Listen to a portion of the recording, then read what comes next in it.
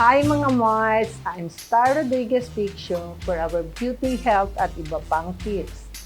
Ngayong araw, ating pag-uusapan ang tungkol sa ating mga anak. Bilang mga mamis, gusto nating magkaroon ng ating mga anak ng kaibigan. Ang pagkakaroon ng kaibigan ay makakatulong upang malinag ang kanilang kakayahan sa pakikipagkapwa-tao na magagamit din nila sa hinaharap. Nagbigay ng paraan si Dr. Claire McCarthy, isang senior faculty editor ng Harvard Health Publishing, kung paano matutulungan ng mga magulang ang mga bata na makipagkaibigan.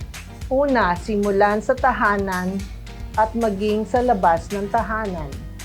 Ang simpleng komunikasyon sa bahay ay nagsisilbing susi upang hindi mahiya kapag magkaroon ng ibang tao at matutong makisama. Ipakita sa iyong mga anak kung paano maging palakaibigan sa kanilang nakakahalubilong tao. Nagsisimula ito sa getting to know each other stage. Isa rin itong paraan para magkaroon sila ng confidence. Pangalawa, mas padaliin ang pakikipag-socialize. Mas madali para sa mga bata na makipagkaibigan kung parehas sila ng interes at gustong gawin. Maaari silang ipasok sa mga aktibidad na angkop sa interes ng iyong mga anak upang makahalubilo sila sa mga batang kaparehas nila ang interes. Pangatlo, bantayan ang bata. Kailangan na matutunan ng iyong anak ang tamang pakikisalamuha.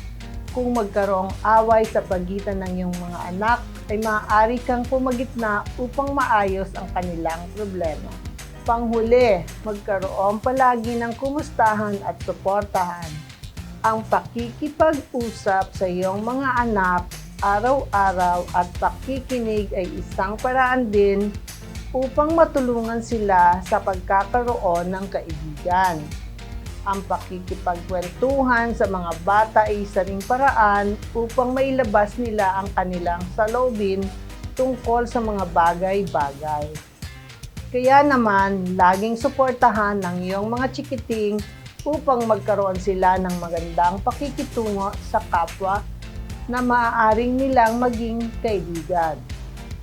Palagi rin silang subaybayan sa kanilang ugali upang maitama ang kanilang pagkakamali. Ang programang ito ay hatid sa inyo ng himpilang TV48 at ng Pamahalaan Panlalawigan ng Nueva Ecija sa ilalim ng pamumuno ni Governor Aurelio Umali at Vice Governor Anthony Umali sa pakikipagtulungan ng Provincial Health Office.